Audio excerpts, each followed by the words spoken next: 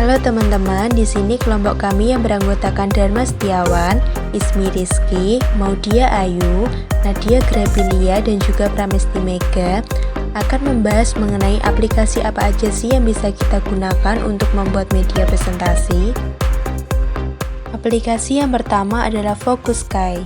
Focus-Sky adalah salah satu software yang digunakan untuk menampilkan bahan presentasi. Aplikasi ini dirancang agar pengguna dapat membuat presentasi animasi yang interaktif mengenai berbagai topik. Aplikasi ini juga mendukung metode drag and drop untuk mempermudah pembuatan presentasi. Berikut ini adalah tampilan dari aplikasi Focus-Sky. Langkah yang pertama adalah download aplikasi Focus-Sky, kemudian buka aplikasi yang telah di-download. Klik login untuk mendaftarkan akun. Ini memasukkan email dan juga password. Jika sudah berhasil, bisa klik New Empty Project untuk memulai membuat. Pilih model template yang sudah disediakan. Jika ingin membuat template sendiri, maka bisa klik New Empty Project. Mulailah menulis apa yang diinginkan dan buatlah sekreatif mungkin. Berikut ini adalah kelebihan dari Focus-Sky. Yang pertama adalah menyajikan template yang banyak dan menarik. Focus-Sky merupakan salah satu software presentasi yang penggunaannya yang cukup mudah dengan hasil yang bagus, menyediakan banyak sekali template yang bisa dimanfaatkan untuk membuat presentasi. Dalam Focus-Sky ini, banyak tool yang bisa digunakan untuk menambahkan objek baru, gambar, edit teks, musik, grafik, video, dan lainnya.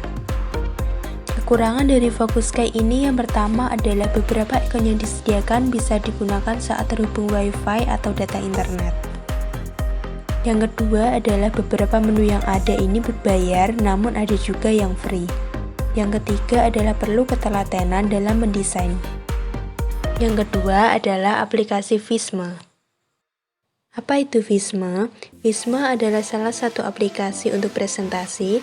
Visma juga bisa memberikan infografis, visualisasi data, laporan, demo produk, dan juga resume.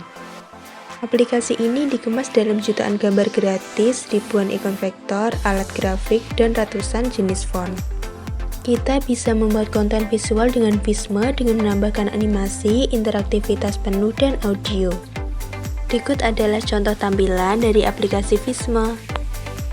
Selanjutnya adalah langkah penggunaan Visma. Yang pertama, kita masuk ke web www.visma.co, lalu login jika sudah punya akun, dan jika belum, kita harus mendaftar akun terlebih dahulu. Jika sudah berhasil, kita bisa melanjutkan dengan klik New Empty Project untuk memulai membuat. Selanjutnya, kita klik Create a New Project dan isikan nama presentasi yang akan dibuat. Setelah itu pilih jenis project yang ingin dibuat, dan setelah memilih jenis projectnya, kita sudah siap untuk berkreasi sesuai dengan keinginan yang ingin kita buat. Selanjutnya kita bahas kelebihan dari Visma. Yang pertama adalah Visma cocok untuk semua orang. Visma lebih dari sekedar alat grafis sederhana dan memperluas penggunaannya di berbagai jenis desain sehingga cocok digunakan untuk semua kalangan. Yang kedua, mudah membuat konten grafik keren. Visma membagi konten template-nya menjadi beberapa kategori yang diantaranya menampung lebih dari 100 berbagai template. Selanjutnya, menjadikan presentasi lebih menarik. Fitur yang disediakan Visma sangat beragam sehingga banyak pilihan yang bisa digunakan. Kekurangan dari Visma ini adalah harga yang lumayan mahal, namun kita bisa menggunakan secara gratis meskipun terdapat fitur-fitur tertentu dari Visma sebagian masih terkunci dan ditujukan bagi pengguna berbayar. Selanjutnya adalah aplikasi HiQdeck. Apa itu HiQdeck? HiQdeck adalah salah satu aplikasi untuk presentasi. Kemudian dalam menggunakan HiQdeck tampak pada fitur-fiturnya yang sangat sedikit dan sederhana. Berikut ini adalah contoh tampilan dari aplikasi HiQdeck. Berikut adalah langkah penggunaan HiQdeck. Yang pertama adalah masuk ke aplikasi online HiQdeck. Yang kedua adalah jika ingin membuat presentasi baru, bisa klik Create New Deck. Lalu pada tampilan terdapat icon untuk mengganti background, memilih layout, mengganti font, menambahkan slide baru, dan lainnya sesuai dengan kebutuhan yang diinginkan. Setelah menyelesaikan presentasi, klik ikon simpan. Berikut ini kelebihan dari HikuDeck. Kemudian dalam menggunakan HikuDeck tampak pada fitur-fiturnya yang sangat sedikit dan sederhana. Jadi di HikuDeck ini presentasinya lebih berupa kalimat-kalimat yang simpel yang merupakan fokus dari presentasi. Kelebihan selanjutnya adalah aplikasi ini menawarkan template slideshow yang didesain indah dan juga pilihan gambar dalam jumlah yang sangat banyak. Sangat membantu pengguna untuk membuat presentasi. Sementara itu, kekurangan dari HikuDeck ini tidak bisa mengubah ukuran font dan juga tidak bisa diunduh. Selanjutnya, software atau aplikasi Prezi. Prezi merupakan software atau aplikasi yang berguna untuk membuat media presentasi yang sangat menarik. Prezi memiliki gaya presentasi berbentuk storytelling dengan menggunakan teknologi cloud. Pada Prezi juga sudah tersedia kanvas virtual sehingga kita sebagai pengguna bisa leluasa mengembangkan ide yang kita punya. Prezi dapat digunakan baik secara online maupun offline. Untuk online-nya, kita bisa mengunjungi situs resmi Prezi di prezi.com, sedangkan untuk versi offline-nya, kita perlu untuk mendownload master kemudian menginstalnya. Yang selanjutnya adalah langkah-langkah membuat presentasi dengan Prezi. Ada 4 langkah. Yang pertama, membuat akun. Yang kedua, merencanakan presentasi. Yang ketiga, membuat presentasi. Dan yang keempat, mempresentasikan Prezi yang telah kita buat. Yang pertama adalah membuat akun. Langkah pertama dalam membuat presentasi dengan Prezi adalah dengan membuat akun di situs Prezi itu sendiri. Apabila menggunakan platform ini, berarti kita harus siap dengan koneksi internet yang mumpuni, agar proses pengerjaan tidak tersendat di tengah jalan. Ketika kita membuat akun, maka kita juga diharuskan untuk memilih paket yang diinginkan. Paket ini ada yang bersifat gratis, tetapi ada juga yang bersifat berbayar. Beberapa paket yang bisa kita pilih antara lain paket publik, paket Enjoy, dan paket Pro. Paket publik. Jika kita tidak akan terlalu sering menggunakan Prezi untuk membuat presentasi, maka kita bisa memilih paket yang diperuntukkan bagi publik. Paket ini tidak berbayar alias gratis. Semua fitur presentasi dapat diakses dan digunakan dengan mudah. Hanya saja perlu diketahui bahwa fitur yang terdapat di dalam paket publik kemungkinan tidak akan selengkap dengan paket yang berbayar. Yang kedua, paket Enjoy. Harga paket Enjoy adalah $4,92 per bulannya. Kelebihan dari jenis paket satu ini adalah kapasitas penyimpanan data yang jauh lebih besar dan presentasi yang bersifat pribadi, alias hanya bisa diakses oleh kita saja. Selain itu, di paket Enjoy, kita juga bisa membuat presentasi menggunakan logo buatan sendiri. Yang ketiga adalah paket Pro. Ini adalah paket termahal dengan biaya $13,25 per bulannya. Dengan harga ini, kita sudah bisa menikmati berbagai fitur yang disediakan, mulai dari membuat presentasi tanpa diharuskan memiliki koneksi internet, hingga kapasitas penyimpanan yang tentunya jauh lebih besar. Yang selanjutnya adalah langkah merencanakan presentasi. Cara membuat presentasi dengan Prezi selanjutnya adalah dengan memulai mengakses editor Prezi untuk bisa mulai merencanakan pembuatan presentasi. Langkah-langkah yang perlu kita lakukan adalah yang pertama, login ke laman Prezi dengan username dan password yang sudah kita punya sebelumnya. Kemudian klik pada bagian Create yang terletak di atas beranda, kemudian klik tombol New Prezi. Dengan begitu, kita sudah bisa memulai untuk membuat presentasi. Melalui Prezi ini, kita bebas untuk berpindah dari satu frame ke frame lainnya. Namun, justru hal ini yang terkadang membuat presentasi yang cenderung berantakan atau tidak beraturan. Maka dari itu, sebelum mulai membuat, akan lebih baik jika kita membuat sketsa konsep terlebih dahulu. Pikirkan bagaimana struktur dan bentuk frame yang kita inginkan di dalam presentasi kita. Karena dengan begitu, kita akan mendapatkan cukup kemudahan untuk bisa memulai membuat presentasi.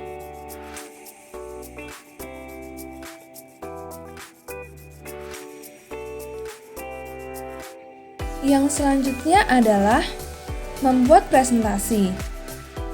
Nah, cara membuat presentasi dengan Prezi selanjutnya adalah dengan membuat presentasi itu sendiri. Kita hanya perlu mengikuti beberapa langkah sederhana. Yang pertama, memilih tema. Ketika baru membuat presentasi untuk pertama kalinya, maka kita akan diminta untuk memilih tema yang diinginkan. Tema ini pada nantinya juga akan menentukan tampilan teks, warna, hingga tema 2 dimensi yang bisa digunakan untuk interaksi antar objek. Tidak hanya 2 dimensi, kita bahkan juga bisa membuat presentasi dalam bentuk 3D atau 3 dimensi. Yang kedua adalah menempatkan objek. Menempatkan objek menjadi cara membuat presentasi dengan Prezi yang harus kita lakukan pertama kali sebelum mulai membuat konten presentasi lainnya.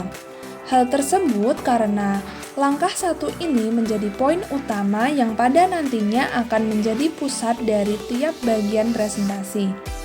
Di sini kita bisa menambahkan teks, gambar, dan objek lainnya yang kita inginkan. Dengan menggunakan tools yang ada, kita bahkan juga bisa memanipulasi atau memodifikasi objek sesuai seperti yang diinginkan. Yang ketiga adalah memastikan bahwa resolusi gambar tinggi.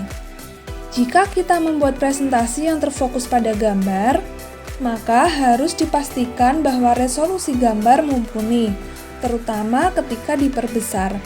Biasanya, gambar yang tidak memiliki resolusi yang tinggi cenderung akan buram ketika diperbesar seukuran layar.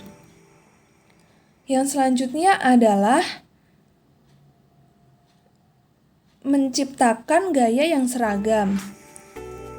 Yang selanjutnya, mereview hasil presentasi. Cara membuat presentasi dengan Prezi yang terakhir adalah dengan mereview hasil presentasi. Review hasil presentasi bisa berupa zoom in maupun zoom out. Dalam arti ialah pastikan bahwa font tidak terlalu kecil ketika di zoom out, tetapi juga tidak terlalu besar ketika di zoom in. Kemudian adalah menciptakan jalur. Setelah kita membuat slide presentasi secara keseluruhan, langkah selanjutnya adalah membuat jalur. Tentukan urutan slide yang disesuaikan dengan struktur presentasi yang telah direncanakan, sehingga ketika saat harus presentasi, urutan slide tidak berantakan. Langkah selanjutnya adalah mempresentasikan Prezi yang telah dibuat. Ini adalah langkah terakhir dari cara membuat presentasi dengan menggunakan Prezi. Gaya presentasi di Prezi mungkin akan sedikit berbeda dengan menggunakan Microsoft PowerPoint. Maka dari itu, guna meminimalisir hal-hal yang tidak terduga, ada baiknya kita terlebih dahulu melakukan latihan.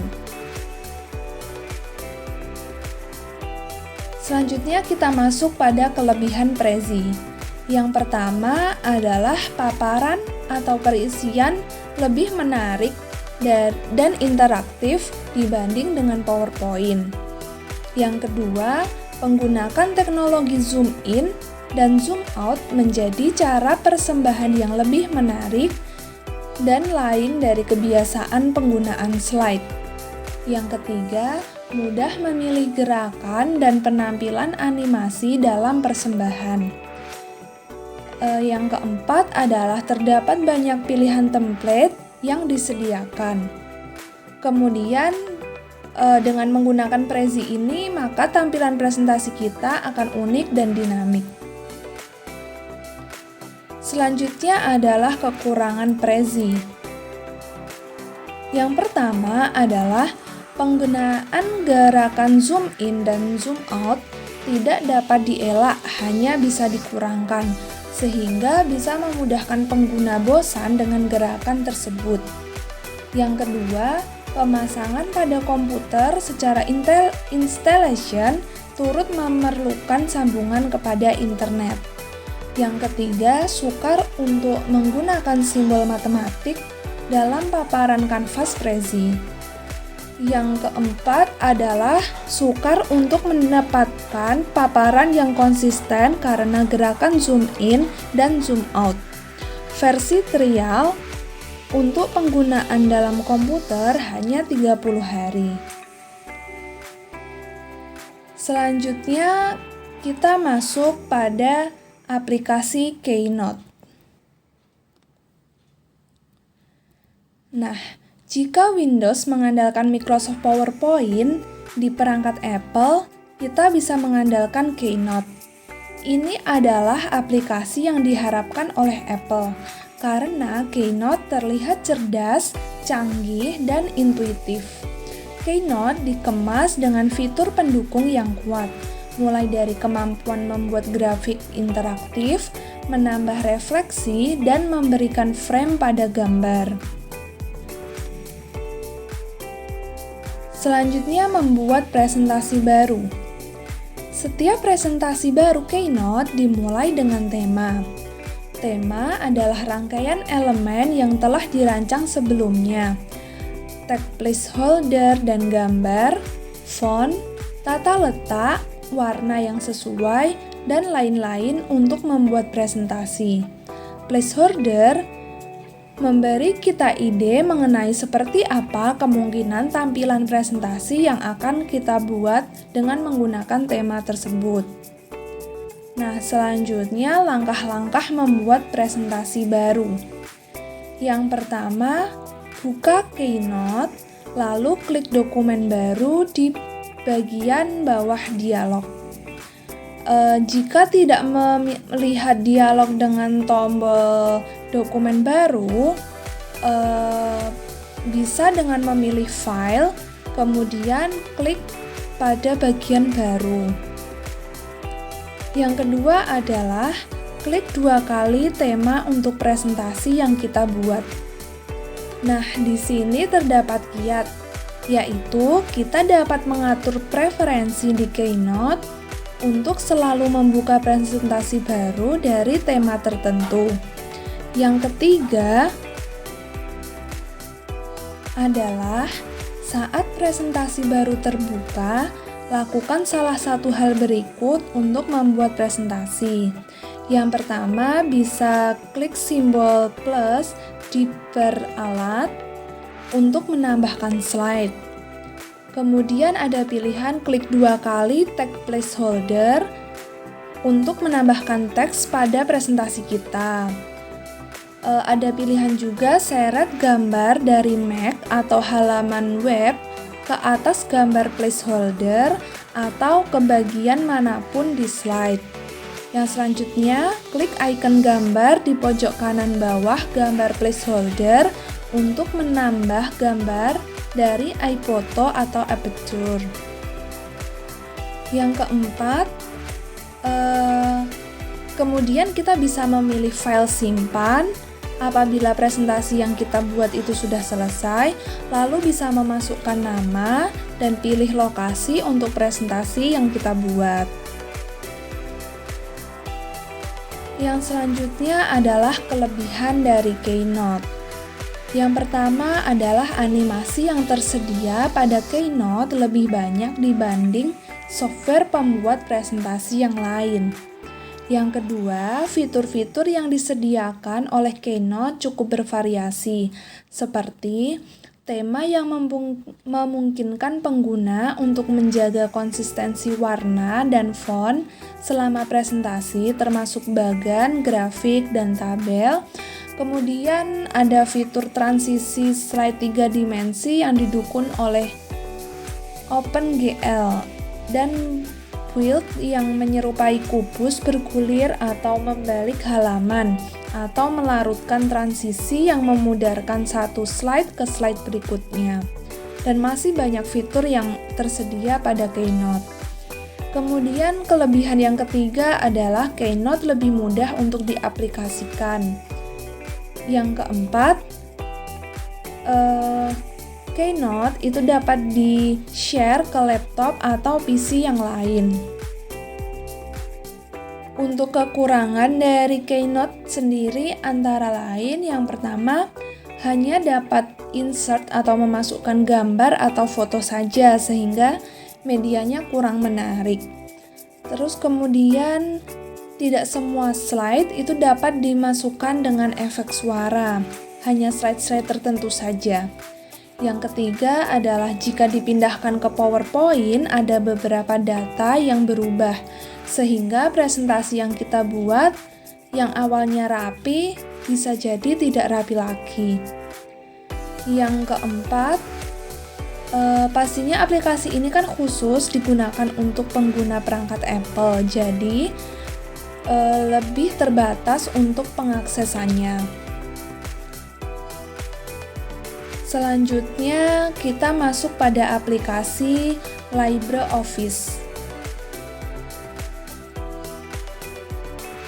LibreOffice Impress merupakan sebuah aplikasi yang dikembangkan untuk membuat presentasi multimedia dan tampilan slide yang dapat diisi dengan segala macam teks, grafik, dan animasi. Aplikasi ini cukup banyak diminati setelah aplikasi presentasi paling populer, Microsoft PowerPoint. Nah, sekarang kita akan membahas langkah membuat presentasi menggunakan LibreOffice Impress. Caranya yang pertama, membuat aplikasi LibreOffice atau membuka aplikasi LibreOffice.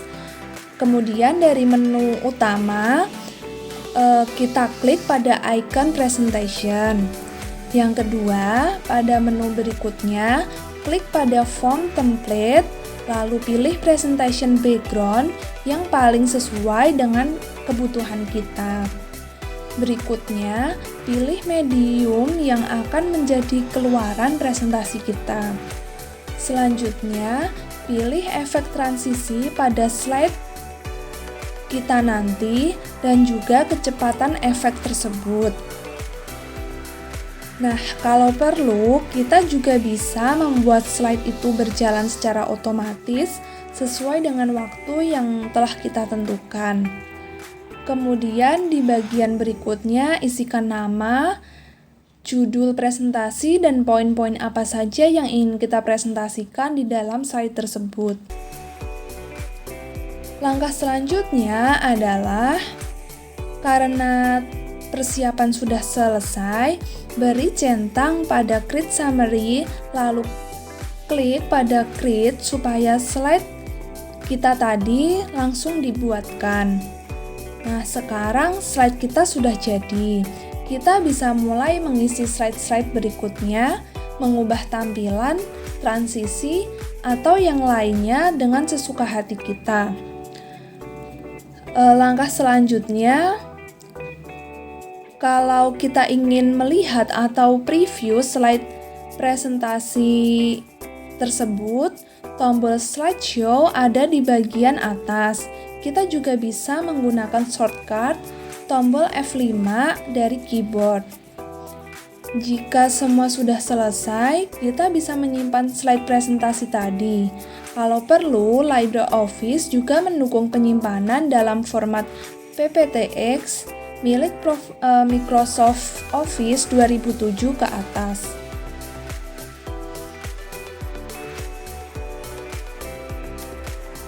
Kemudian kita masuk ke kelebihan LibreOffice. Semua komponen LibreOffice memiliki karakteristik positif.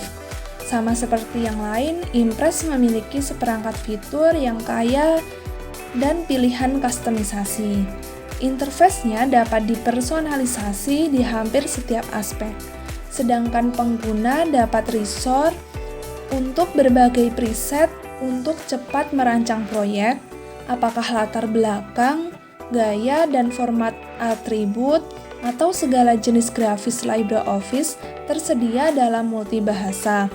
Bekerja pada berbagai platform seperti Windows, Linux, Mac, dan lain-lain untuk mendukung banyak ekstensi file untuk menyimpan proyek.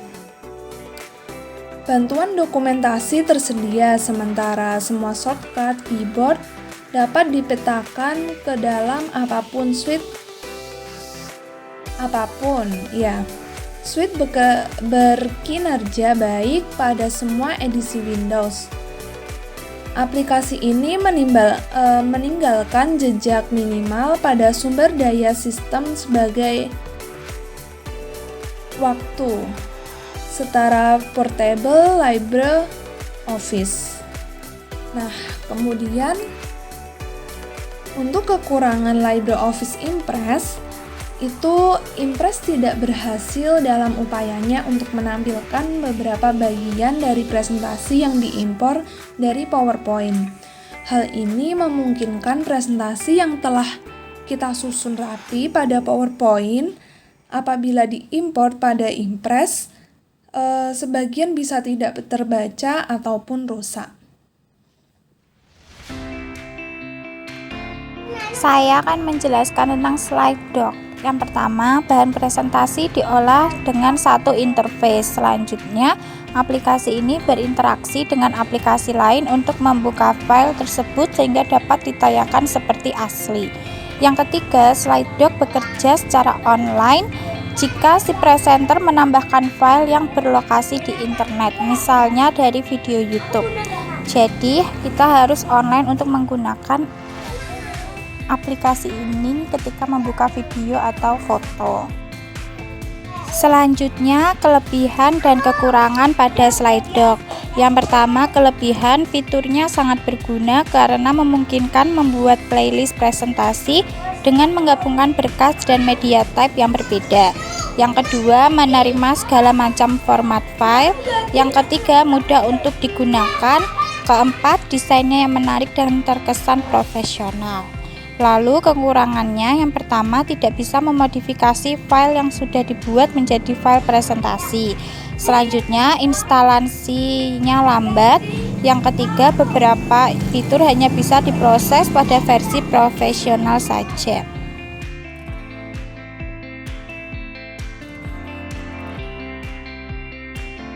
Selanjutnya, pada aplikasi Zoho Show. Zoho Show adalah aplikasi membuat presentasi dari browser internet. Aplikasi ini bisa meletakkan animasi dan transisi yang eye-catching untuk presentasi. Aplikasi ini mampu mengimpor file dengan format PPT, PPTX, PPS, PPSX, ODB, dan SXI. Zoho Show juga mendukung berkolaborasi dengan orang lain. Bahkan orang lain juga bisa meninggalkan komentar di presentasi tersebut. Selanjutnya, kekurangan dan kelebihan pada Zoho Show. Kekurangannya, yang pertama, aplikasi ini harus digunakan menggunakan akun terlebih dahulu. Yang kedua, harus menggunakan internet. Kalau kita menggunakan PowerPoint biasa, kita tidak perlu akun untuk membuatnya. Yang kemudian kelebihannya adalah, yang pertama, aplikasi digunakan cukup mudah karena berbagai fitur yang diperlukan sudah ada. Yang kedua, tema yang ditampilkan cukup bervariasi sehingga mata tidak bosan. Kita bisa memilih tema-tema yang bervariasi sesuka hati dan menjadikan presentasi lebih menarik untuk ditampilkan. Yang terakhir adalah Google Slide. Langkah-langkah untuk mengakses dan membuatnya, yang pertama adalah ketika kita ingin membuat presentasi baru, kita bisa mengetik www.slide.google.com di Google Chrome dan buat baru. Kemudian, edit dengan format presentasi yang kita inginkan. Selanjutnya, kita bisa berbagi dan bekerja sama dengan orang lain atau teman kita.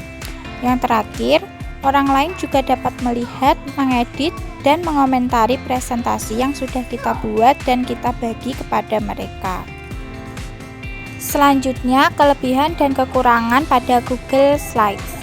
Yang pertama, kelebihannya kemudahan penggunaan. Kita bisa menggunakan dengan mudah karena memang layanannya sangat sederhana.